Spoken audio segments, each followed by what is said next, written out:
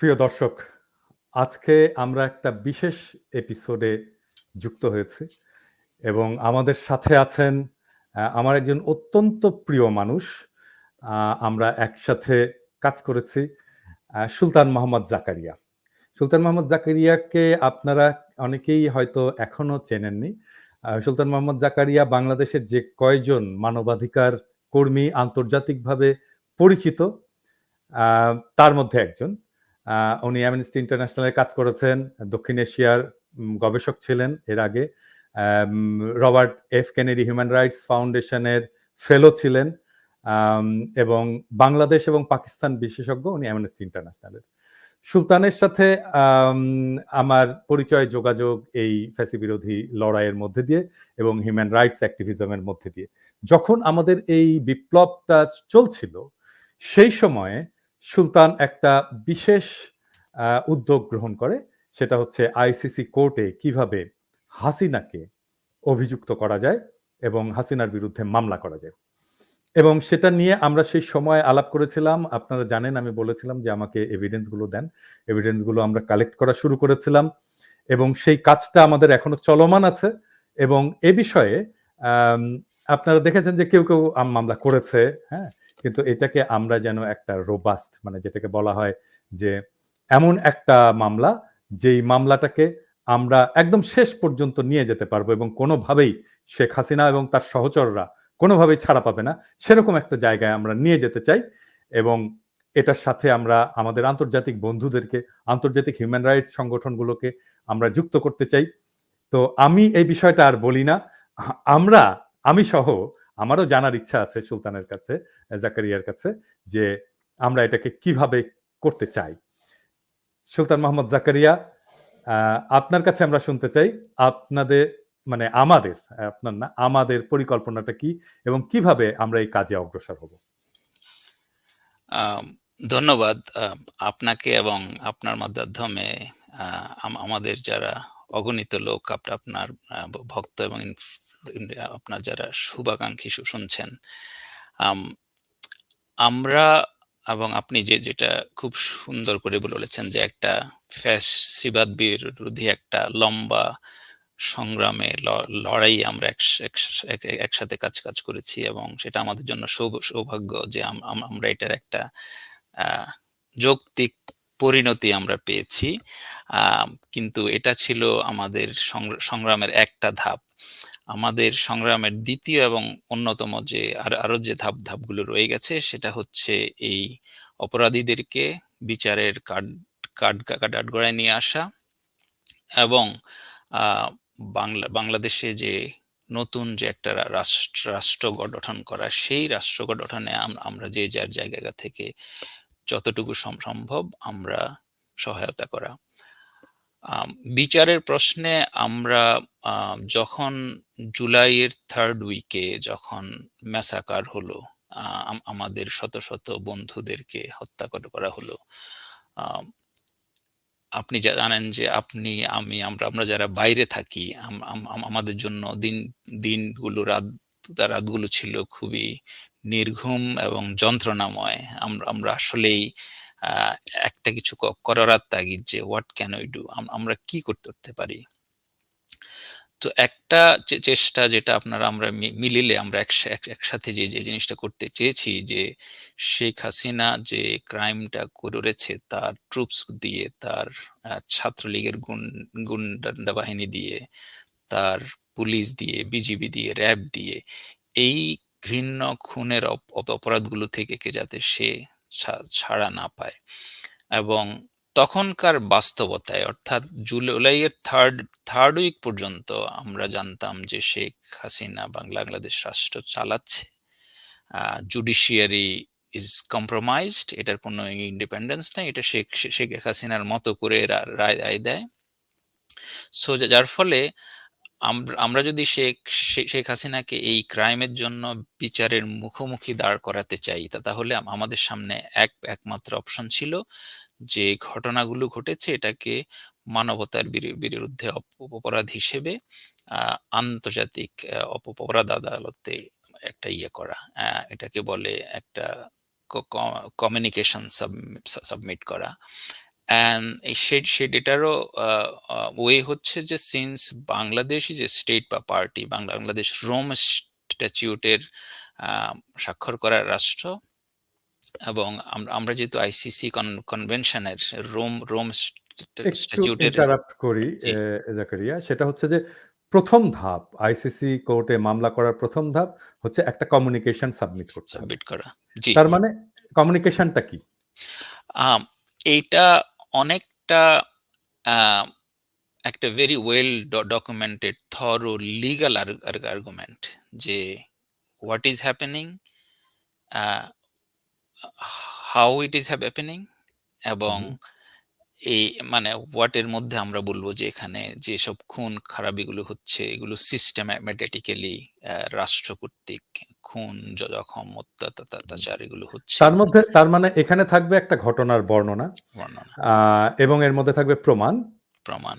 কে exactly. করেছে, কে কার করেছে? দায়িত্ব, কমান্ড রেসপন্সিবিলিটি কি, হুম, কিভাবে মানবাধিকার লঙ্ঘনটা লঙ্ঘন হয়েছে, হয়েছে।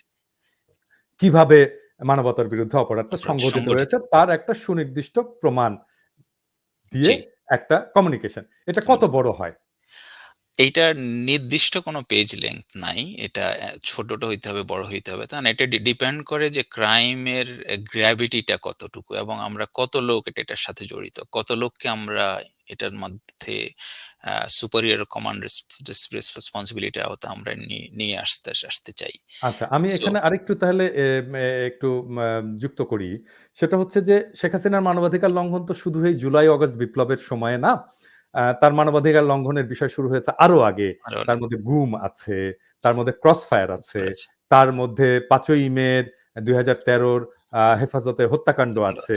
এমনকি মৌলানা সাঈদীর মৃত্যুদণ্ডের পরে ফাঁসির আদেশ দেওয়ার পরে যে সারা দেশব্যাপী বিক্ষোভ হয়েছিল, সেখানে ৮৭ জনকে হত্যা করা হয়েছে। তারপরে মোদির আগমনের সময়ে আম তো প্রচুর হত্যা করা হুম, হয়েছে। আমরা সেই সংখ্যাগুলো জানি না। তারপরে ধরেন আয়নাঘর আছে, যেটা খুব গুরুত্বপূর্ণ। যে আয়নাঘরের বন্দীরা বেরিয়েছে এবং আমরা এখন জানি Aynaghor is not a fiction, এটা ফ্যাক্ট। হুম, হ্যাঁ? তো হুম। তাহলে এই যে কমিউনিকেশনটা এখন আমরা তৈরি করব বা আমাদের বন্ধুদের মাধ্যমে আমরা তৈরি করব, এর মধ্যে কি সব ঘটনাগুলোই থাকবে? না শুধুমাত্র আগস্ট জুলাই এর ঘটনাগুলো থাকবে? A good question. এটা খুবই ভালো প্রশ্ন। বেসিক্যালি শেখ হাসিনার ক্রাইম তো আপনি যেভাবে বর্ণনা করলেন এটা তো লিখে শেষ করা যাবে না। গত ১০ বছর ১৫ বছরে অজস্র ক্রাইম।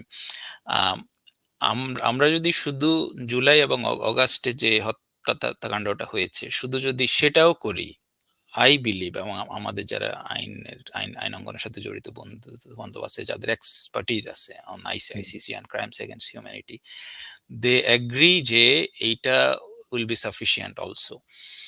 বাট আমরা যেটা এখন যে পরিবর্তিত পরিস্থিতি, এখন Sheikh Hasina is gone and will talk about what is the hmm, implication on our initiative.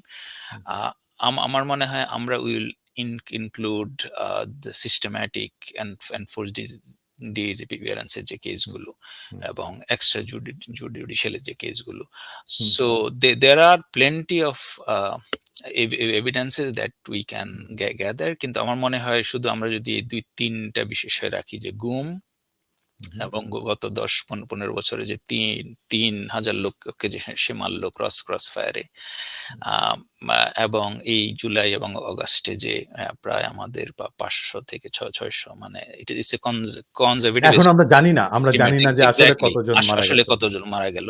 Hmm. So এখন এই যে even this numbers is huge, এটা বাংলাদেশের ইতিহাসে তো কোনো শাসক এত লোক মারারে নাই। স্বাধীন বাংলাদেশের ইতিহাসে কোনদিন এত এবং আমি বলি যে ৭১ এর যুদ্ধের ওই সময়টা বাদ দিলে ইভেন ব্রিটিশ পাকিস্তান যদি আপনি একসাথেও ধরেন, গত ৩০০ বছরের ৪০০ বছরের ইতিহাসে না। এই বাংলায় এত লোক কেউ মারারে নাই। হুম। সো এটা তো একটা হিউজ ক্রাইম এবং হ্যাঁ, এইটার একসময় হতো যখন বর্গীরা আসতো। হ্যাঁ? যখন বর্গীরা হামলা করত তখন এই পরিমাণে হত্যাকাণ্ড তারা করত। হ্যাঁ, কিন্তু তো এটা কোন শাসক আমি বলছি যে হুম, হুম। বাংলার এখানে আপনি যদি লক্ষণ সেনের আগেও যান, কোন না, শেখ শাসক হাসিনা তো শাসক না আসলে। শেখ হাসিনা তো দখলদার। দখলদার। বর্গীরা যেমন আগ্রাসনকারী, হ্যাঁ, শেখ হাসিনাও ঠিক একইভাবে দখলদার। তার কোনো হ্যাঁ, বৈধতা ছিল না। সে কোনো হ্যাঁ, ভোট করেনি। সে আমাদের ভোটে নির্বাচিত না। আচ্ছা, এক্সাক্টলি। আরেকটা জিনিস করি, এটা আমার মনে হয় এই প্রশ্নটা দর্শকদের মনেও আসছে, সেটা হচ্ছে এই যে কমিউনিকেশন ডকুমেন্টটা, জি। এটা কি তৈরির কাজে হাত দিয়েছেন অলরেডি? এখানে আম আম আমাদের অস্ট্রেলিয়ার এক বন্ধু উনি একটা সাবমিশন করেছেন। বাট এটা he is now working with us. আমাদের একটা মিটিং হয়েছে। এটা আসলে আ মানে উনি একটু রাশ করে এটা সাবমিট করেছেন। But we now recognise that আসলে একটা রোবাস্ট আমাদের যে উদ্দেশ্যটা, আমাদের উদ্দেশ্য হচ্ছে যে কমান্ড সোজা বাংলায় আমাদের উদ্দেশ্য হচ্ছে শেখ হাসিনাকে ঝুলিয়ে দেওয়া। শেখ হাসিনাকে হ্যাঁ, বিচারের আওতায় আনা। হ্যাঁ। হ্যাঁ? মানে আমার ভাষায় আরকি ঝুলিয়ে দেওয়া ঝুলিয়ে আরকি। দেওয়া। হ্যাঁ, তো এখন এইটার জন্য আমাদের যে ইমপ্লিকেটিং এভিডেন্স গুলো দরকার। এখন হুম, একটা সেট অফ এভিডেন্স এটা আপনার কাছেও আসছে। আমাদের ওই যে পোর্টালে ওখানে আমাদের শত প্রায় হুম, ২,০০০ এর বেশি লোকজন সাবমিট করেছে। হুম, এগুলো হচ্ছে ওয়ান সেট অফ এভিডেন্স যে হুম, লোকজন গুলি করছে, হুম, কে করছে, হ্যাঁ? মৃত্যুর হুম, ঘটনাগুলোতে দেখাচ্ছে। হুম, বাট আমাদের আরেকটা খুব critical set of evidence we need যে জিনিসগুলো নিয়ে আমরা কাজ করছি যে আসলে how can we implicate this command hmm, মানে রেসপন্সিবিলিটির আওতায় শেখ হাসিনাকে, হুম, কাদের সাহেবকে কিংবা অন্য হুম, যারা কমান্ড রেসপন্সিবিলিটির আওতায় আছেন, হুম। ডিবি হারুনকে, পুলিশের, অর্থাৎ what they did, what instruction they ডি মানে আচ্ছা, একটা জিনিস বলি, যাকে ডিবি হারুন কোথায়? It's a good question. এটা বাংলাদেশের লোকজনকে মানে আপনি জানেন? আপনি জানেন ডিবি হারুন কোথায়? আমি জানি না। আমি আচ্ছা, অনেক ঠিক কিছু আছে। শুনছি। আমি স্পেকুলেশন বলতে চাচ্ছি না আচ্ছা, আরকি। আচ্ছা। আমার কাছে না, ডেফিনিটিভ কোনো ইনফরমেশন নেই। আচ্ছা, ঠিক আছে। আমি একটু আ আপনাকে থামিয়ে দিয়ে মাঝে মাঝে প্রশ্ন করতে হচ্ছে, আপনি সিউর। কিছু মনে করবেন না। না, কারণ অবশ্যই, আ আমার মনে যেই প্রশ্নগুলো আসছে, সে একই প্রশ্ন হয়তো দর্শকদের মনেও আসছে। হ্যাঁ? আমি অবশ্যই। খুব নাইভ ভাবে আপনাকে আপনার ইয়েটাকে অ্যাপ্রোচ করতে চাই। ধরেন একজন শাসক আ একটা ক্রাইম এগেইনস্ট হিউম্যানিটি করল। একটা। হুম, ওয়ান স্পেসিফিক একটা ইনস্ট্যান্স। ধরেন আয়নাঘরের মতো একটা ঘটনা ঘটালো। হুম? হুম, আয়নাঘরে এরকম করে নিয়ে যেয়ে মানুষকে বিচার ছাড়া আটকে রাখলো, যার আসলে কোনো অপরাধ নাই। হুম, সে কোনো হুম, অপরাধ করেনি। হ্যাঁ? এবং হুম, যার বিরুদ্ধে কোনো ফৌজদারি আ একটা অভিযোগ দায়ের করারও মতো তার কোনো অপরাধের কোনো হিস্ট্রি হুম, নাই। হ্যাঁ? কিন্তু তাকে কিছু করা যাচ্ছে না। কিন্তু তাকে জেলে ঢুকাতে হবে। তাকে হুম, নির্যাতন করতে হবে এবং তার মুখটা বন্ধ করে রাখতে হবে। সেইজন্য সে একটা সিক্রেট ডিটেনশন সেন্টার বানালো, যেটা বাংলাদেশের আইনের মধ্যে নাই, তার হুম, এখতিয়ারের মধ্যেও নাই। হুম, অবশ্যই বাংলাদেশ সরকারের এখতিয়ারের মধ্যে আছে যে আমি একটা জেল বানাবো। হুম। সেইখানে কেউ অপরাধ করলে আমি আদালতে যাব। আদালত যদি শাস্তি দেয় ২৪ তাহলে ঘন্টার তাকে মধ্যে, হ্যাঁ, তাহলে ২৪ তাকে ঘন্টার জেলে মধ্যে। রাখবো। কিন্তু রাইট। আমি যার বিরুদ্ধে কোনো অভিযোগ দায়ের করতে পারছি না, হুম, হ্যাঁ? ধরেন আমার বিরুদ্ধে মামলা করছে। হুম, কতগুলো মামলা করছে আমি জানি না। হুম, বাট করছে তো মামলা। সো আমার বিরুদ্ধে অভিযোগ। ধরেন সুলতান মোহাম্মদ জাকারিয়া, তার বিরুদ্ধে তো কোনো অভিযোগ করার মতো কোনো হুম, কিছু নাই। হুম, হুম, হ্যাঁ? সে তো আ ভিডিও বানাচ্ছে না, ইউটিউব করছে না, এই করছে না, সেই করছে না, সরকারকে গালিও দিচ্ছে না। হুম, হ্যাঁ? তো হুম, জাতির পিতার বা শেখ হাসিনার সম্মানহানি করছে না। হুম, তো এখন সুলতান মোহাম্মদ জাকারিয়াকে আমি কিভাবে শায়েস্তা করব? হুম, সুলতান মোহাম্মদ জাকারিয়াকে আয়নাঘরে ঢুকায় দিব। হুম। তাই তো? জি, বিষয়টা তো এরকমই। জি। মানে ব্রিগেডিয়ার আজমিকে কেন ঢুকানো হলো? একজন exactly. Celebrated army army officer. Officer. হ্যাঁ? তাকে হুম, কেন ঢুকানো হলো? কারণ সে গোলাম আজমের ছেলে এবং হুম, তার বিরুদ্ধে কোনো অভিযোগ হুম, নাই। সে হুম, রাজনীতিও করে না। হুম, হুম, হ্যাঁ? জামাত ইসলামীর সাথে তার কোনো সম্পৃক্তি নাই। তো তাকে আমি আয়নাঘরে ঢুকিয়ে দেব। মীর কাসেম আলীর ছেলে হুম, একজন ডাক্তার। হুম। আ না, মীর কাসেম আলীর ছেলে কি ডাক্তার? Barrister, barrister. আইনজীবী। মীর কাসেম আলীর ছেলেকে আমি আয়নাঘরে ঢুকিয়ে দেব। তাহলে এই যে আয়নাঘরের ঘটনা, এইটা কি আইসিসিতে সর্বোচ্চ শাস্তি নিশ্চিত করার জন্য যথেষ্ট না? I suppose so. কারণ এইটা যেটা বললেন যে এটা খুবই সিস্টেম্যাটিক ভাবে বেআইনিভাবে অ্যা দেশের জনগণের বিরুদ্ধে যে অন্যায় হুম, এবং আপনার আইসিসিতে যাওয়ার আপনার ২ টা ক্রাইটেরিয়া বলি আমি। এটাকে বলে ইস্যুস অফ অ্যাডমিসিবিলিটি। হুম, কখন আইসিসিতে আপনি যেতে পারবেন। একটা হচ্ছে যে আপনার বিরুদ্ধে একটা অন্যায় হয়েছে, ঘোরতর অন্যায়, বড় হুম, অন্যায় যেমন Aynaghor it's a grave crime against humanity. আপনার দেশে কোনো রেমেডি নাই।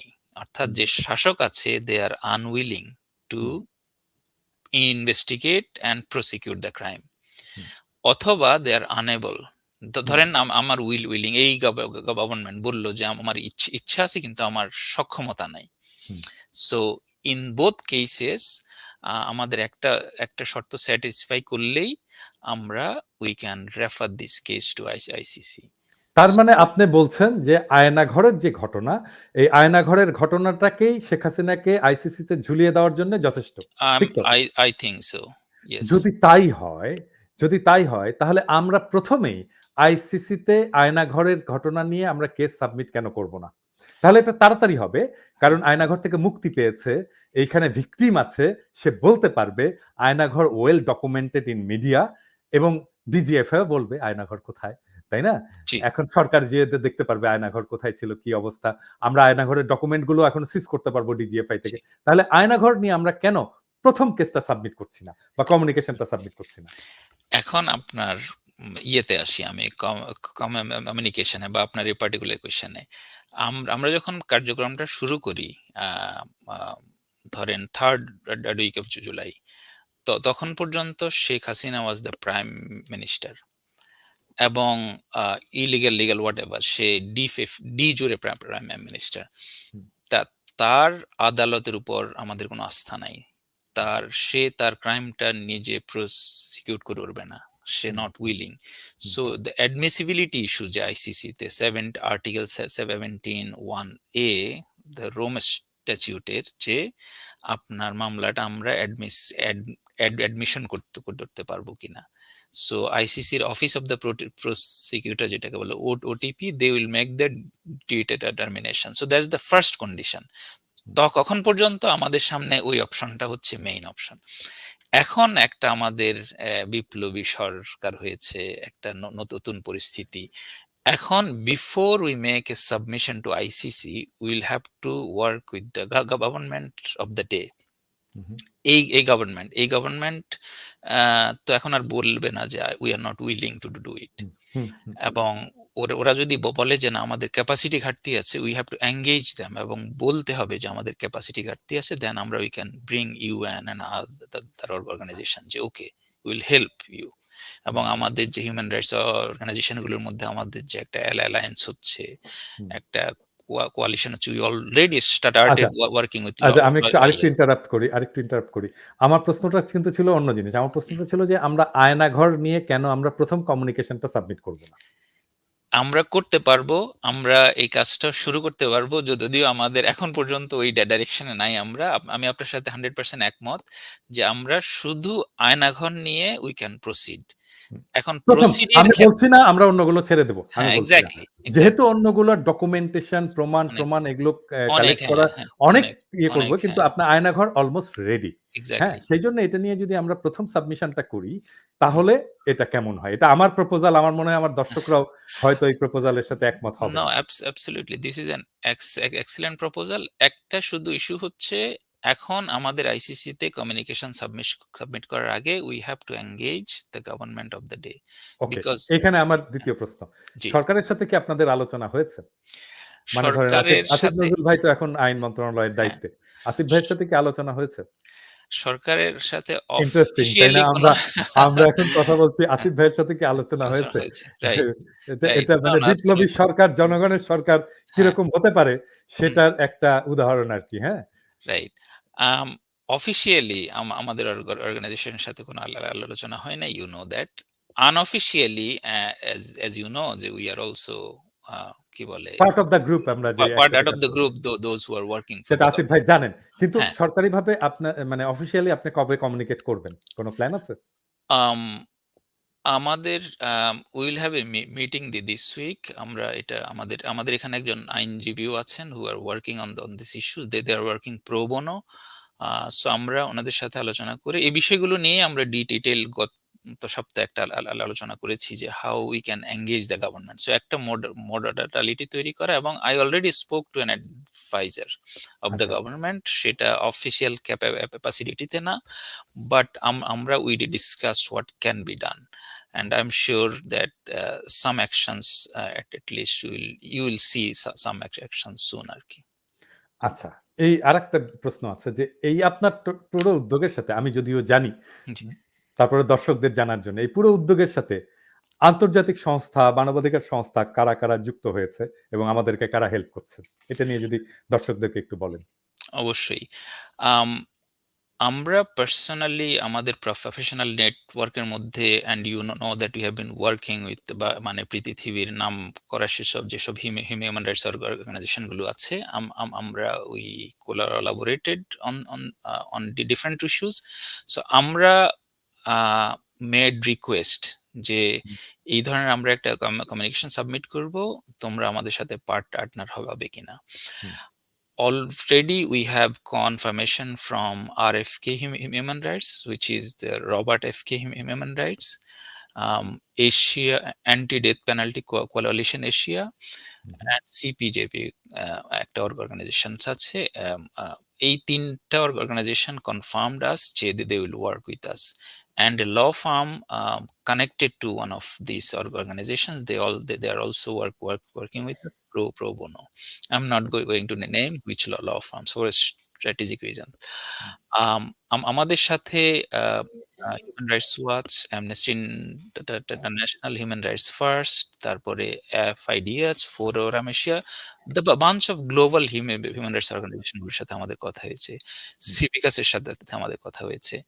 অ্যান্ড আই এম শিওর যে ওনারা একটু টাইম নিচ্ছেন ইন্টারনাল ডিসকাশনের জন্য, এবং they are very much willing to take part.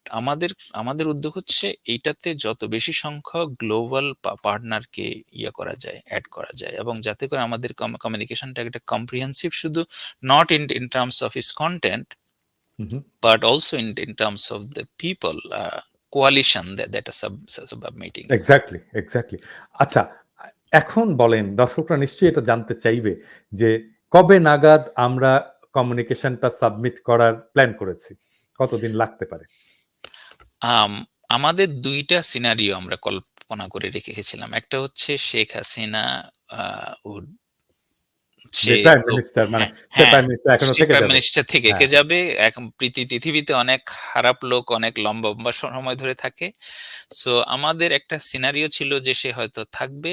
সেই ক্ষেত্রে আমাদের একটা ছিল যে উইল টেক 6 months আমরা 6 months to 1 year or more like that, because we need implicating evidences, এবং তখন এই এভিডেন্স গুলো কালেক্ট করার ক্ষেত্রে যে আমাদের রাষ্ট্রের হুইসেল ব্লোয়ার কারা, এগুলো বের করাটার অনেক সমস্যা হইতো। এই মুহূর্তে সিন্স একটা নিউ গভর্নমেন্ট আসছে, সিন্স উই স্টার্টেড আমাদের গভর্নমেন্ট, আমাদের government, exactly. So they are our partners. We need to understand যে তাদের সাথে আমরা কিভাবে টাইমলাইনে কাজ করতে পারি। এবং অ্যাগেন আমি বলছি, এখনকার বাস্তবতায় হচ্ছে we can help the government, আমাদের যে organisation, we can help the government. আগে ছিল যে আমরাই এটা ইনিশিয়েট করব, আমরা এটা ইনিশিয়েট এখন হবে যেটা গভর্নমেন্ট ইনিশিয়েট করবে, করবে, আমরা তাকে সাপোর্ট করব, এবং government can create a local tribunal, একটা আইন করে, can bring in UN support, যে না আমাদের এখানে ইনভেস্টিগেট করতে আমাদের এই সাপোর্টটা লাগবে। তাহলে কি আমরা আইসিসি তে যাচ্ছি না? এখন সরকারের কাছে আমাদের অপশনটা ইজ নট ক্লোজড। আমরা যদি দেখি যে এই গভর্নমেন্ট করছে না এটা, দে আর আনউইলিং, অথবা they are unable for whatever reason, আমাদের কাজ আমরা চালিয়ে যাব। So we will continue to work on our communication, যেটা সাবমিশনের জন্য, but we will also work with the government. if the government successfully এটা করে দেন আমরা ওদেরকে যত সম্ভব আমরা এটা হেল্প করব। যদি ওনারা না করে ফর হোয়াট এভার রিজন, এবং আপনি জানেন যে এখানে অনেকগুলো ঘটনা ঘটতে পারে, আননোনস, সেই ক্ষেত্রে আমরা যাতে আমাদের কাজটাকে, আমাদের যে প্ল্যান মতো আমরা এগিয়ে যাই।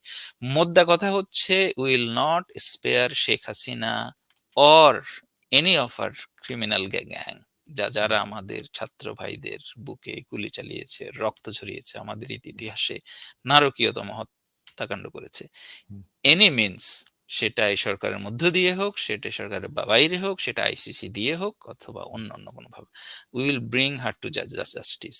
সে এখন পালিয়ে থাকবে কি দেশে এসে থাকবে, সেটা আমাদের জন্য মুখ্য না। গ্রেট।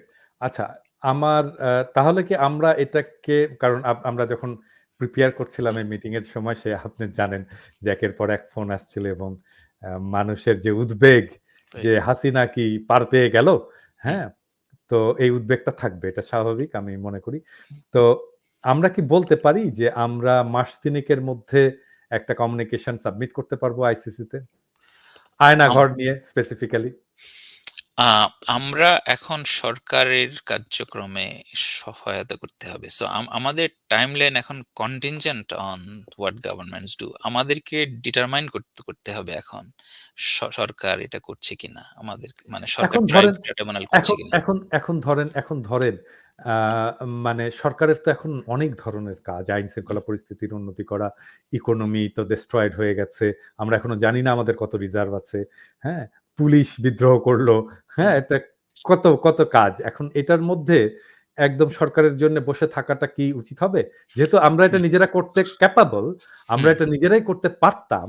সরকারকে পাশে রেখে, বরং সরকার আমাদের হুম, পার্টনার হোক, আমরা হুম। সরকারের পার্টনার না হয়ে, সেটা কেমন হয়? সেটা আমরা করতে পারতাম যদি না আইনি একটা নতুন বাস্তবতা তৈরি না হতো। ৫ই অগাস্টের পরে নতুন একটা আইনি বাস্তবতা তৈরি হয়েছে যেখানে আমাদের আর্টিকেল 17(1)(a) কে স্যাটিসফাই করতে হবে। যে 71 অ্যাডমিসিবিলিটি কে?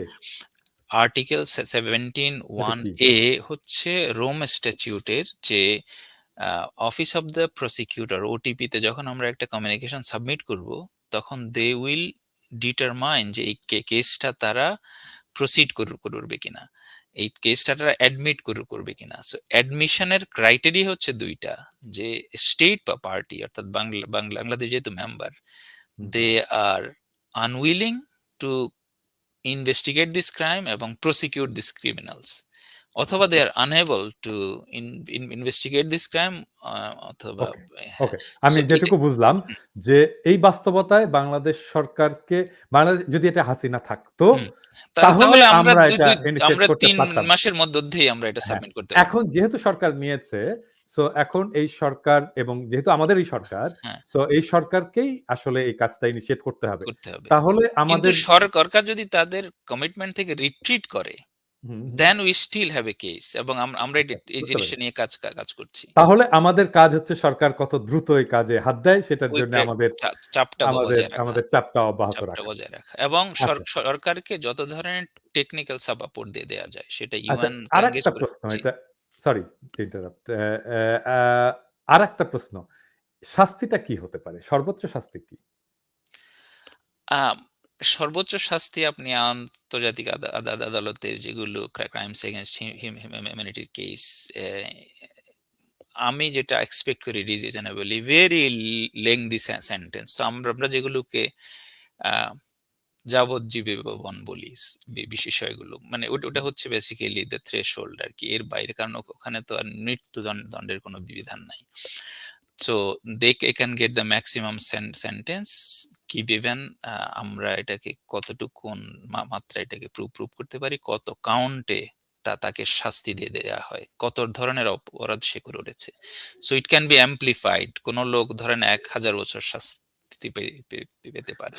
তাকে সাজাটা কোথায় কাটাতে হবে? আম অ্যাগেইন এটা যদি এ আ রাষ্ট্র নিজে না করে, যদি আন্তর্জাতিক ক্রিমিনাল ট্রাইব্যুনাল করে, তাহলে ওই ব্যক্তি যদি পলাতক থাকে অন্য কোনো রাষ্ট্রে, ওই রাষ্ট্র যদি আইসিসি সিগনেটারি হয় বা পার্টি হয়, তাহলে ওই রাষ্ট্র তাকে গ্রেফতার করতে হবে এবং আ আইসিসির জুরিসডিকশন মতো তার সাজা নিশ্চিত করবে। ও, কিন্তু তার যদি মানে তার মানে যে আমরা যেহেতু জানি যে আইসিসি সিগনেটরি ইন্ডিয়া না, হুম, তাই তো? হ্যাঁ, ইন্ডিয়া যদি সিগনেটরি হতো, তাহলে ইন্ডিয়াকে এখানে অ্যারেস্ট করতে সাজা হতো। হলে ইন্ডিয়াকে অ্যারেস্ট করে ইন্ডিয়ার তিহার জেলে পাঠায় দিতে হতো, তাই না? পাঠায় দিতে হতো, আহারে! রাইট। তো ইস! এখন এটা যদি হতো ইন্ডিয়া তাহলে তো কত ভালো হতো। ইন্ডিয়া তো আচ্ছা, সিগনেটরি না, রাইট?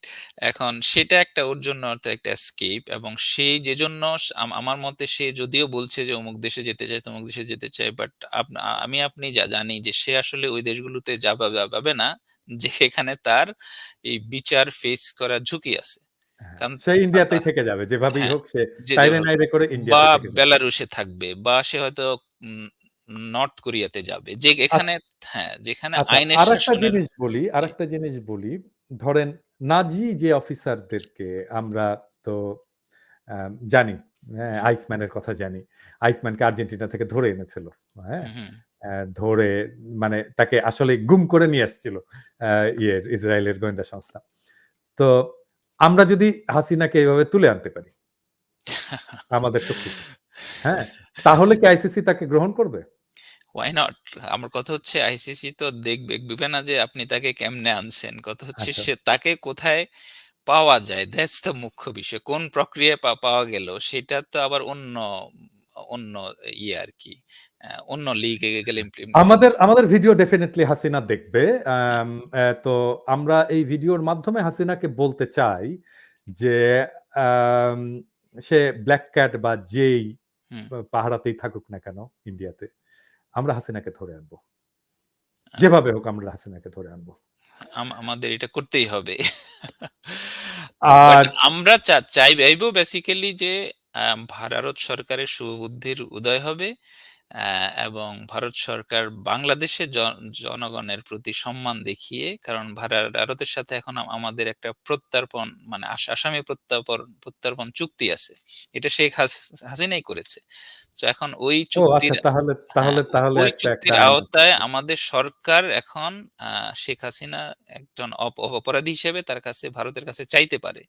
হুম। যে তুমি আমার এটা হচ্ছে আমার অপরাধী sentence in a court of law ওই যে একটা আমাদের একটা একটা প্রবাদ আছে না যে পরের জন্য কুয়া খুঁড়লে নিজেই হ্যাঁ, যেয়ে পড়ে। হ্যাঁ? এক্সাক্টলি হ্যাঁ। এটা তার বোধহয় এরকম হলো। আচ্ছা, ফাইনালি আরেকটা প্রশ্ন আছে। আমরা কি এই মামলায় এই এই যে ওই যে ওর একটা পোলা আছে না কুত্তা নিয়ে হুম, বসে থাকে। কুত্তাটা কিন্তু সুন্দর আছে। হুম। হ্যাঁ? তো তো ওইটা ওরে কিছু করা যায় না? না আমি এখানে আ আ ধরেন আমি ফোকাস করতে চাই। মানে আমরা শুধু ফোকাস করতে চাই যে কমান্ড রেসপন্সিবিলিটির আওতায়। অর্থাৎ যারা এখানে এই অপরাধগুলোর আদেশ নির্দেশ দিয়েছে বা দেয়ার মতো ক্ষমতায় ছিল। যদি কোনোভাবে XYZ অন্য যে কোনো ব্যক্তি এটার মধ্যে পড়ে যে উনিও সক্রিয়ভাবে অংশ নিয়েছে নির্দেশনা দেওয়াতে। এখন সেটা এটা দেখতে হবে যে তার এখতিয়ার ছিল কিনা। হ্যাঁ, এখন সেটা যেমন একটা একটা বড় জিনিস তো বিষয়। বলতে পারি যে ইন্টারনেট শাটডাউন করে জেনোসাইড কে ঢাকার চেষ্টা করা, মানে ইন্টারনেট কেন শাটডাউন করা হয়েছে এটা প্রথমত একটা মানবাধিকার লঙ্ঘন লঙ্ঘন, হ্যাঁ, এবং তার অবজেক্টিভ ছিল যে আমি এই জেনোসাইডটা করব এবং এটা আমি দুনিয়াকে দেখতে দেব না। দেখতে হ্যাঁ। এবং এইটাই যে শাটডাউন করেছে সেটার সেই মন্ত্রণালয়ের উপদেষ্টা তো জয়। এখন উপদেষ্টা is a very technical term. মানে উপদেষ্টা আপনাকে উপদেশ দিতে পারে। কিন্তু আপনি শুনবেন কিনা এটা তো আপনার উপর। কারণ উপদেষ্টা ডাইরেক্ট চেইন অফ কমান্ড এর মধ্যে পড়বে কিনা। I'll have to check. But it's a good question. আমার হাঞ্চ হচ্ছে it will be difficult to pin him down because advisory roles are advisory roles. He can always defend যে আমার ধরা যাক, আমি হ্যাঁ, আমি বলি একটু এখানে যে মানে একটা কাজ করা তো একটা মুখে, মুখে হয় না। একটা তো নোট চালাচালি হয়, সেক্রেটারি হুম, আমলাতান্ত্রিক হুম, ব্যুরোক্রেসিতে কিভাবে কাজ হুম, করে। হুম, হ্যাঁ?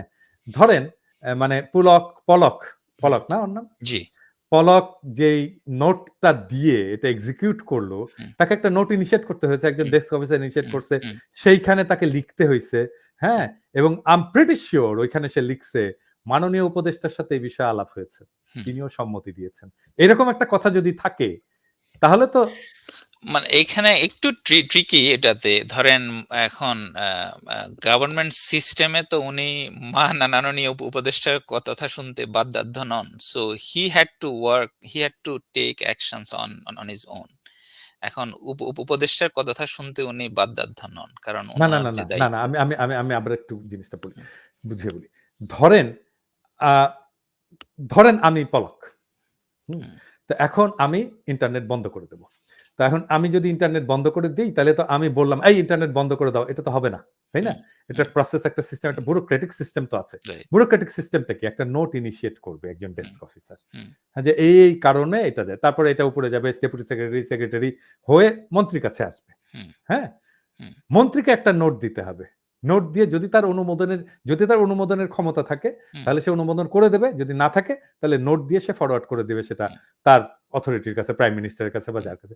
এখন সেই নোটের মধ্যে এটা বাংলাদেশের যেটা কালচার, হুম, হ্যাঁ, আমি তো দেখছি এই জিনিসগুলো, হুম, বাংলাদেশের যেটা কালচার ও নিজের গাটা বাঁচায় আর কি। হুম, নোটের মধ্যে আমি প্রিটি শিওর সে লিখছে যে এইটা নিয়ে মাননীয় উপদেষ্টা, তথ্য মন্ত্রণালয়ের মাননীয় তথ্য নাকি আইসিটি মন্ত্রণালয়ের মাননীয় উপদেষ্টার সাথে আলাপ হয়েছেন, তিনিও তার সদয় সম্মতি জ্ঞাপন করেছেন। হুম, হুম, যদি এটা লেখা থাকে হুম, বলে পলকের হুম। সিগনেচার থাকে, তাহলে তো এটাই তাকে ইমপ্লিকেট করার জন্য যথেষ্ট, ঠিক কিনা? আম ইটস এ ডেলিকেট কোয়েশ্চেন এবং আমার মতে আমরা আমরা উনাকে এই মুহূর্তে ক্লিন শিট না দেই, যাতে করে উনি কনফিডেন্স এ না থাকে যে না উনার কোনো দায় নাই। উনি দায় পড়তে পারেন। বাট ইটস এ লিগ্যাল আমরা আর্গুমেন্ট আমরা উইল এই হ্যাভ টু এই মেক। ইয়ের মাধ্যমে, আমরা এই ভিডিওর মাধ্যমে এখন আমাদের নাহিদ তো বোধহয় আইসিটি মন্ত্রণালয়ের দায়িত্বে, নাহিদকে জি। বলবো আপনি ওই ইয়েগুলো, ডকুমেন্ট সমস্ত গুলো এখনই সিজ এভিডেন্স করে গুলো ফেলেন, এভিডেন্স কালেক্ট গুলো করেন। সিজ করে ফেলেন, কারণ ওইখানে দেখতে হবে যে কমান্ড রেসপন্সিবিলিটি উপদেষ্টার সাথে আলাপ হয়েছিল কিনা, হ্যাঁ, সমস্ত এইটা কিছু আমাদের দেখা দরকার। যদি দেখা থাকে এরকম জায়গা, তাহলে ডেফিনেটলি আমরা তাকে ইমপ্লিকেট করতে পারবো। মানে will try our best to implicate him. That's the point. Finally আপনি বাংলাদেশের ভবিষ্যৎ কি দেখেন? আম আমি আপনি জানেন মানবাধিকার আমরা কোশ্চেন, হ্যাঁ, human rights question, of course. আমরা গত ১০ বছর ধরে বা ১২ বছর ধরে we have been fighting this monstrous regime. আম আমি আমার ব্লগগুলো, if you read my blogs, I could see what was going to happen. আমি লিখেছি যে এটা হচ্ছে। বাংলাদেশের best and the brightest political সায়েন্টিস্টদের সাথে I argued. ওনারা বলেছেন যে শেখ হাসিনা ২০-৩০ বছর থাকবে। I refuted that. আমি বলেছি যে বাংলাদেশের কন্ডিশনস, বাংলাদেশের রাজনৈতিক, অর্থনৈতিক, সামাজিক কন্ডিশনস, জনসংখ্যার যে formation does not allow that. ১০ বছর শেখ হাসিনার জন্য এনাফ টাইম। এক্ষেত্রে উনি যে ১০ বছর জোর করে শাসন করতে পেরেছেন, এটাই। সুতরাং বাংলাদেশের জনগণের মধ্যে এটা হিস্টোরিক্যালি একটা রেজিলিয়েন্স আছে, যে এই ধরনের authoritative system they will not accept. আমি এখন খুবই হোপফুল আমার এন্টায়ার লাইফ টাইমে যে এখন যে ছাত্ররা উদ্যোগগুলো নিচ্ছে, ছাত্ররা ফ্রন্ট লাইনে আছে, অনেকে অনেক ধরনের কথা বলছে। কিন্তু আমি মনে করি ছাত্রদের এই ইনভলভমেন্টটা এটা অনেক বড় একটা ব্যাপার। কারণ তাদের ইভেন আপনার আমার চেয়েও তাদের ইমিডিয়েট স্বার্থটা কম, কনফ্লিক্ট অফ ইন্টারেস্টটা কম। They are fresh exactly, blood, exactly, they are exactly. Fresh blood, innocent. They তাদের আর স্ট্রেংথ ভেরি হচ্ছে ইনোসেন্ট। তাদের innocence. Yes, Innocence. Exactly, They have exactly. very little conflict of interest. এবং তারা উদ্যোগ নিয়ে সাহস করে যে কাজগুলো করতে পারবে সেটা আপনার আমার পক্ষেও হয়তো, মানে আমরাও তুলনামূলকভাবে আমরাও তো তরুণ। কিন্তু আমাদের চেয়ে ওরা আরো ফ্রেশ ব্লাড। সো আমি বেশ হোপফুল। আমি আমার সম্প্রতি একটা সোশ্যাল মিডিয়া পোস্টে বলেছি আমাদের এই বিপ্লবের এই নিউ বাংলাদেশের ৩ টা স্তম্ভ এবং এটাকে আমাদেরকে সুরক্ষা করতে হবে। একটা ৩ টা স্তম্ভ হচ্ছে, কি, কি? একটা স্তম্ভ আমাদের ছাত্র জনতা যারা এটাকে সফল করেছে, এইদের সংগঠনটা। আমাদেরকে এদের সংগঠনটা প্রসপার করার, বড় হওয়ার, সংগঠিত হওয়ার সমস্তভাবে হেল্প করতে হবে। কারণ ওকে। এরাই হবে আমাদের নতুন বাংলাদেশের বিপ্লবের ভ্যানগার্ড। হুম, হুম, এবং এদেরকে আমরা যাতে হেল্প করি সর্বতোভাবে। এটা হচ্ছে আমাদের মেইন স্তম্ভ, মানে একটা মূল স্তম্ভ। এটা যদি ধসে যায় তাহলে আমরা বিপদে পড়ব। হুম। ২য় স্তম্ভ আমাদের সামরিক বাহিনী। একটা রাষ্ট্রে সংগঠিত, সবচেয়ে সংগঠিত, মানে যার ফায়ার পাওয়ার বলেন, অর্গানাইজেশনাল ক্যাপাসিটি বলেন, আমাদের মতো দেশগুলোতে সবচেয়ে সংগঠিত ফোর্স হচ্ছে আর্মি। হুম, আপনি দেখেন মিলিটারি শুরুর দিকে গুলি করছিল কিছু অফিসার, কিছু বিচ্যুত হয়ে যাচ্ছিল। হুম, এবং আমাদের সামনে পৃথিবীতে নজির আছে যে মিলিটারি যদি একটা দুর্বৃত্ত শাসককে রক্ষা করতে চায়, হাজার হাজার লোক হত্যা করে হলেও একটা শাসক বেঁচে যেতে পারে। হুম। সো আমাদের military played a very significant role. ওরা আমাদের পক্ষ নেয় নাই, কিন্তু ওরা ছাত্র জনতার বুকে যে গুলি চালাবে না, এই যে সাহসটা করলো, যে এই যে সাহসটা করে শাসকের মুখের উপর বলল যে না, we will not kill our brethren anymore, we will not shed anymore blood, এইটা আমাদের বিপ্লবকে এটা অসাধারণ। সম্ভব করেছে। এক্সাক্টলি, এবং বিজয়কে সম্ভব করেছে। সম্ভব করেছে। The moment they said that, "No, we will not shoot at our people anymore," that's a fundamental shift in the game. So এইটাকে আমাদেরকে ধরে রাখতে হবে। আমাদের মিলিটারি বিরুদ্ধে আপনিও বলেছেন, আমিও সোশ্যাল মিডিয়াতে যখন তারা ইনিশিয়ালি তারা শুট করছিল, আমরা ওদের বিরুদ্ধে লিখেছি।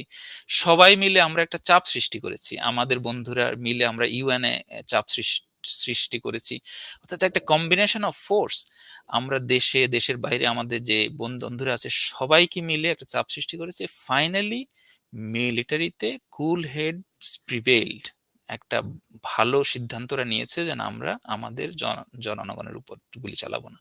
সো এইটা মিলিটারি যেহেতু জনগণ মানে বা একটা দেশের সংগঠিত force, they have the arms and weapons and everything, they have to guard this revolution. ওরা আমাদের বিপ্লব রক্ষা করা, নতুন বাংলাদেশ গড়ার দ্বিতীয় স্তম্ভ। আপনি যাই বলেন, পৃথিবীর ইতিহাসে কোনো বিপ্লব সংগঠিত হয় নাই মিলিটারির সক্রিয় বা নিষ্ক্রিয় সমর্থন ছাড়া। সো এদেরকে আমাদের লাগবে। সো মিলিটারিকে মোরাল ঠিক রাখা, ওখানে কিছু দুষ্কৃতিকারী সাবোটাজ করা ট্রাই করবে, এটা আমাদেরকে রেজিস্ট করা, সব সার্বক্ষণিক রাখা, চোখ রাখা, এদেরকে সাপোর্ট দিয়ে যাওয়া, এরা যাতে আমাদের বিপ্লবের প্রোটেক্টর হয়। তৃতীয় স্তম্ভ আমি যেটা বলি সেটা হচ্ছে আমরা উই আর ভেরি লাকি যে আমাদের প্রফেসর মোহাম্মদ ইউনূসের মতো একটা লোককে আমরা এই সময়ে বাংলাদেশকে নেতৃত্বে পেয়েছি। ওনার অনেক সমালোচনা আছে, অনেক কিছু আছে, বাট এটা আপনি আমি ওনার সমালোচকরাও এক বাক্যে স্বীকার করবেন। বর্তমান বিশ্বে যত শাসক আছে এদের যদি আমরা র্যাঙ্ক করি, সম্মানের দিক থেকে ডক্টর ইউনূস এক নম্বরে এটা থাকবে। একটা অসাধারণ বিষয় যে অসাধারণ বিষয়। বাংলাদেশের শাসক এমন একজন যে যিনি গ্লোবালি রেসপেক্টেড। গ্লোবালি রেসপেক্টেড, যেটা বললাম এটা আনপ্রেসিডেন্টেড। যদি বিশ্বের 200 কাছাকাছি দেশ আছে, সব দেশের রাষ্ট্রপ্রধানদের যদি সম্মানের দিক থেকে আমরা র্যাঙ্ক করি, উনি থাকবে টপ। প্লাস ওনার রাজনৈতিক বোঝাপড়া, ওনার রাষ্ট্র সমাজ রাষ্ট্রযন্ত্র সম্পর্কে ওনার জ্ঞান বোঝাপড়া, এগুলোর সমস্ত কিছুর সুবিধা আমরা নিতে পারবো। এবং বড় বিষয় হচ্ছে উনি এখন at the fag end of his life, ওনার 84 ইয়ার্স অফ এজ। ওনার হারানোর কিছু নাই, পাওয়ারও কিছু নাই। উনি যে সম্মান সারা পৃথিবীতে পেয়েছেন, বাংলাদেশের মতো রাষ্ট্রের এক্সিকিউটিভ হেড হওয়া না হওয়াতে এই সম্মান বাড়বেও না, কমবেও না। তো উনার এই পরিস্থিতিতে উনি হচ্ছেন আমাদের বিপ্লবের, আমাদের নতুন বাংলাদেশের তৃতীয় স্তম্ভ। এটাকে আমাদের রক্ষা করে যেতে হবে। ওনাদের অনেক ভুল থাকবে, ত্রুটি থাকবে, এটা আমরা বলবো, সমালোচনা করব, কিন্তু ওনাদেরকে আমরা এই তিনটা স্তম্ভকে আমি বলি যে চতুর্থ স্তম্ভ হচ্ছে আমরা আমরা সবাই মিলে আমাদের এই তিন স্তম্ভ যদি ঠিক রাখি, নতুন বাংলাদেশে যে সংস্কারগুলো প্রয়োজন, মানবাধিকারের প্রশ্নে আমাদের প্রতিষ্ঠানগুলো যেভাবে সংস্কার করা দরকার, আমাদের সংবিধানটাকে যেভাবে নতুন করে লেখা দরকার, আমাদের পুরো ইনস্টিটিউশনাল আর্কিটেকচারটা আমরা যেভাবে বদলানো দরকার, আমাদের সামাজিক ভ্যালুস গুলো নিয়ে আমাদের যেভাবে কাজ করা দরকার, আমাদের শিক্ষা, আমি দেখি যে সবচেয়ে বড় ইন্টারভেনশনের জায়গা যে আমরা আগামী 2-3 প্রজন্মকে আমরা কিভাবে শিক্ষিত করব, কি ধরনের values, social values, cultural values, এইগুলো রিভিজিট করা যে আমরা কোথায় ল্যাকিং, হোয়াই আমাদের মতো একটা দেশ, মুক্তিযুদ্ধের মধ্য দিয়ে অর্জন করা দেশ, লক্ষ লক্ষ লোক প্রাণ দিয়ে যে দেশ স্বাধীন করলো, দুর্নীতিতে 1 নাম্বার হবে বা 2 নাম্বার হবে, 3 নাম্বার হবে। What went wrong, we have to understand. এবং আমি মনে করি এই জায়গাতে আমাদের ক্রিটিক্যাল যেসব রিফর্ম, এই যে কালচারাল ফ্রন্টে, শিক্ষা সাংস্কৃতিক ফ্রন্টে আমাদের মেজর কাজ করা দরকার। আমি অপটিমিস্টিক যে আমরা এটা করতে পারবো, বাট আমি অলসো আই এম কশাস। এবং আমার যারা বন্ধু, আমাদের যারা বন্ধু সরকারে আছেন, তাদের উচিত হচ্ছে বাংলাদেশে, দেশে বিদেশে, ডিয়াসপোরাতে বেস্ট অ্যান্ড দ্য ব্রাইটেস্ট বাংলাদেশে অবদান রাখতে চায়। আমাদের তো ক্ষমতার কোনো লোভ নাই, আমরা বাংলাদেশকে বদলাইতে চাই। আমাদের চেয়ারের কোনো লোভ নাই, আপনারও নাই, আমাদেরও নাই। বাট বাংলাদেশে এরকম হাজার হাজার লোক আছে বা বাইরে ডিয়াসপোরাতে যারা ভালো আছে। আপনি প্যারিসে আছেন, আমি আমেরিকাতে আছি। আমরা যদি পার্সোনাল আমাদের জীবনের কথা ভাবি, আমাদের জীবিকার কথা ভাবি, তাহলে তো আমরা কোনো দরকার নাই। একটা একটা দেশের এই পরিস্থিতি থেকে এটাকে ঠিক করা। বাট এই ধরনের আমি একটা এক্সাম্পল দিচ্ছি আপনাকে আমাকে দিয়ে। এই ধরনের হাজার, হাজার ইয়াং তরুণ আছে, স্কলার আছে।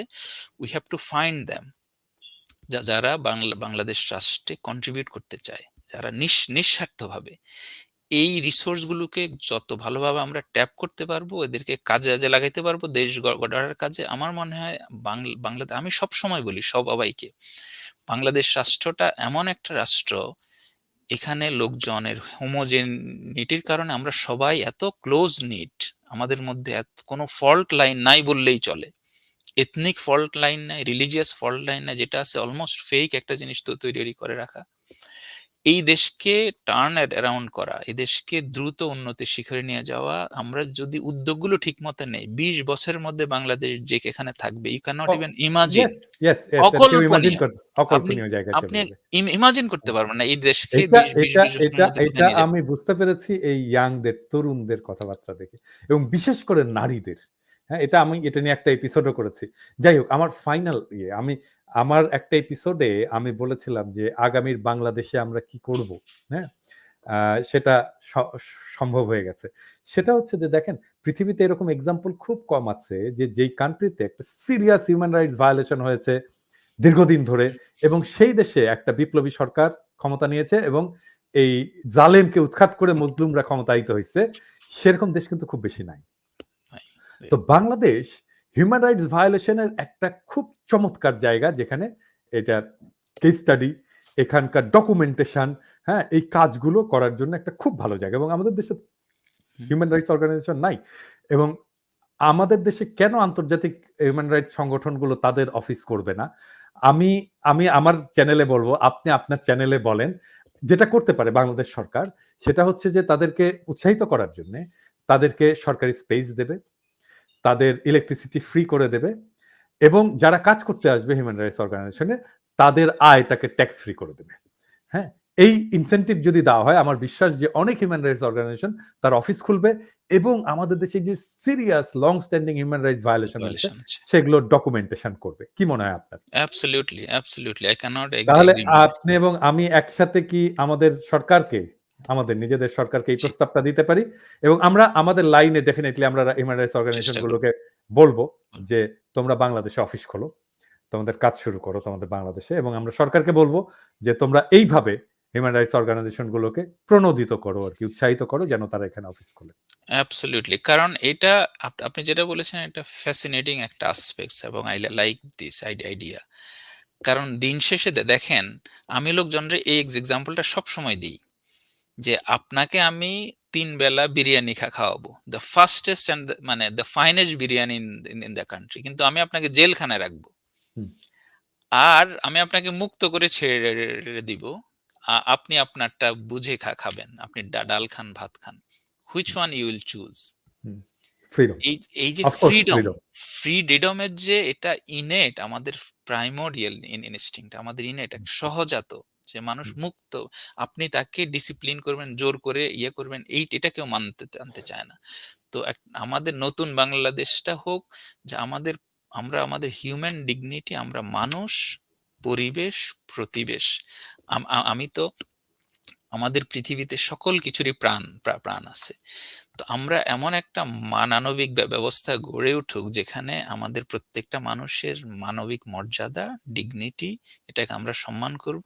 সে তার উদ্যম দিয়ে, কর্ম দিয়ে যাতে সে তার সেরাটা বের হয়ে আসে, এই জন্য একটা এনেবলিং এনভায়রনমেন্ট আমরা তৈরি করব। সেখানে কেউ ভয় পাবে না লিখতে, সেটা তো একেবারে ফান্ডামেন্টাল। আপনি চিন্তা করে দেখেন, শেখ হাসিনা দেশটাকে কই নিয়ে গেছে। সোশ্যাল মিডিয়াতে আপনার পোস্টে একটা লাইক দিবে, সেইটা নিয়েও তাকে ২ বার ভাবতে হয়েছে যে আমি লাইক দিব কিনা। এই যে একটা টেরোরাইজেশন অফ দ্য এন্টায়ার পপুলেশন, এই জন্য তো শেখ হাসিনার ১০০ বছরের হওয়া উচিত, সাজা হওয়া উচিত। তো আমাদের দেশের এটা মানানে না, মানে আমরা চাই যে মানুষ ডিগনিটি নিয়ে, মর্যাদা নিয়ে সামাজিক সম্পর্কগুলোকেও নষ্ট করে দিচ্ছে। যেমন আমার এক কাজিন, সে তার হাজবেন্ডের সাথে আমি দেশের নাম বলতেছি না, ইউরোপেরই এক দূতাবাসে থাকে। আমি হঠাৎ করে ফেসবুকে দেখতেছি যে ও প্যারিসে ছবি দিচ্ছে আর কি। হ্যাঁ, তো আমি মাকে ফোন করে বললাম যে, "মা ও কি আসছে নাকি প্যারিসে?" আমি বললাম, "হ্যাঁ, আসছে।" আমি বললাম, "ও আমাকে ফোন দিল না একটা যে, দাদা আমি আসছি। এরকম তোমার সাথে দেখা করতে।" হুম, মানে আমার কাজিন আমাকে ফোন দিচ্ছে না ভয়ে হয় যে তাকে আবার কি করে তার থেকে হাসব্যান্ডের কি চাকরি করে? চলে যায় হ্যাঁ, কিনা। চাকরি চলে হ্যাঁ? তাহলে চিন্তা একটা করছেন দেশটাকে কোন জায়গাটায় নিয়ে গেছে। Rain of rain of terror. এখন এই যে স্কাউন্ড্রেল গুলো ইন্ডিয়ায় বসে এগুলো করছে, এগুলোর বিরুদ্ধে তো আপনারা আমরা সোশ্যাল মিডিয়াতে অ্যাক্টিভ এবং এদেরকে আমরা বলা উচিত এবং আমাদের জনগণেরকে আমি এখন বাংলাদেশের সকল জনগণকে আমার একটা আহ্বান ২টা একটা মেসেজ। একটা হচ্ছে এটা আমাদের নতুন বাংলাদেশ। আপনি আপনার অধিকার নিয়ে মুক্ত অধিকার নিয়ে এই সরকারের সমালোচনা করবেন, সরকারকে অ্যাকাউন্টেবল করবেন। জবাবদিহি করবেন। বাট একই সাথে আপনাদেরকে যারা ১০-১৫ বছর একটা নিকৃষ্ট স্বৈরাচারী শাসনে বন্দী করে রেখেছে, এইটার মধ্য দিয়ে আমরা কোনোভাবে এদেরকে যাতে পুনরুজ্জীবিত হওয়া বা পুনর্বহাল না হয়। এদেরকে আমরা কনস্ট্যান্টলি ইয়ের মধ্যে রাখবো যে না, আমরা আমাদের স্বাধীনতা এনজয় করছি, আমরা সরকারের সমালোচনা করছি। এটা আমাদের সরকার। আমরা সমালোচনা করছি। আমরা এটাকে ঠিক করব। But keep stay away from আস। তোমরা আমাদের এখন এলাই না। তোমরা এলাই হবা কিনা আমরা এখনো জানিই না। তোমাদের ক্রাইমের বিচার হবে, তোমাদের পরিশুদ্ধতা কতটুক হবে, তোমাদের আত্মবিশ্লেষণ কি হয়েছে বা হবে, আমাদের সাংগঠনিক কিভাবে তোমরা কি করবা এইসব কিছু না জানার আগ পর্যন্ত you can not work in Bangladesh. আপনি নাজিজমকে যেভাবে ব্যান করেছে ইউরোপে, why did you do that? Because that's a disease to the society. তো আপনি সোসাইটিতে এই ধরনের একটা ফ্যাসিস্ট আইডিওলজি আপনি রান করতে দিবেন কিনা এটা বাংলাদেশের জনগণকে ডিসিশন নিতে হবে। হোয়াইল সেইং দ্যাট যাতে আমরা আমাদের স্পেসটাকে এই ফ্যাসিস্টদেরকে দূরে রাখতে গিয়ে আমরা আমাদের স্পেসটা যাতে বন্ধ করে না দিই, সেটাও আমাদেরকে খুব সতর্কতার সাথে যে আমরা we have to keep criticising hour government. আমাদেরকে বলতে হবে যে তোমরা ভুল করছো এর মধ্য দিয়ে। আমি অ্যান্ড তো আই আজকের এপিসোডে এটা বলেছি, আমি জানি না আপনি দেখেছেন কিনা। আমি বলছি একটা শ্যাডো ক্যাবিনেট আমি তৈরি করব।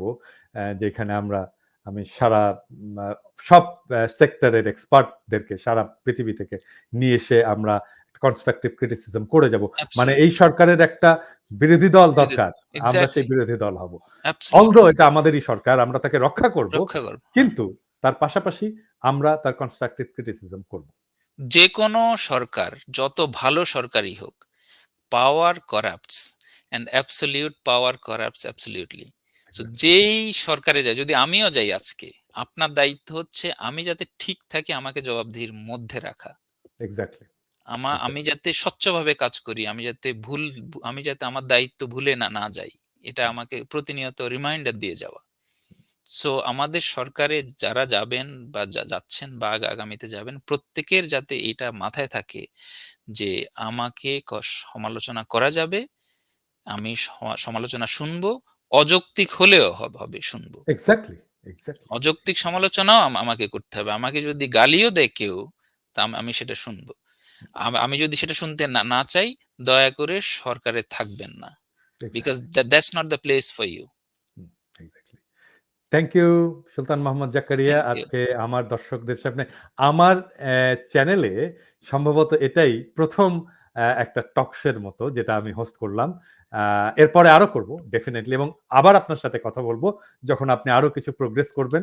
আমরা ডেফিনিটলি আপনি যখন কমিউনিকেশনটা সাবমিট করবেন, তারপরে আবার আমরা এই আলাপটা করব। ভালো অবশ্যই। থাকবেন সুলতান। আপনাকেও সুস্থ ধন্যবাদ। থাকবেন এবং জি, আপনার ভালো কাজ অব্যাহত রাখবেন। আরেকটি বিষয় বলে রাখতে চাই, অনেকেই হয়তো জানে না যে র‍্যাবের যে স্যাংশন, সেই স্যাংশনের পিছনে অনেকে কাজ করেছে এবং তার মধ্যে একটা অত্যন্ত গুরুত্বপূর্ণ কাজ করেছে আমাদের সুলতান মোহাম্মদ জাকারিয়া। আমার দেশকে আমি সহায়তা করতে চেয়েছি। আমার কারো ব্যক্তি বা সংস্থার বিরুদ্ধে আমাদের আক্রোশ নাই। আমাদের দেশের মানুষের বিরুদ্ধে সংগঠিতভাবে যে বা যারাই ক্রাইম করবে, অপরাধ করবে সেটা আমাদের দায়িত্ব। আর সুতরাং সেখানে ওই আমাদের কালেক্টিভ এফোর্ট এ কালেক্টিভ আমারও এফোর্ট সামান্য একটু অবশ্যই। অবদান ছিল। আমরা তো সবাই মিলে। লিখে রেখো ১ বিন্দু দিলাম শিশির। অবশ্যই। ভালো থাকবেন জাকারিয়া। দেখা জি, হবে আবার। জি। খোদা হাফেজ। ধন্যবাদ। বাংলাদেশ জিন্দাবাদ, ইনকিলাব ইনকিলাব জিন্দাবাদ। জিন্দাবাদ। ধন্যবাদ।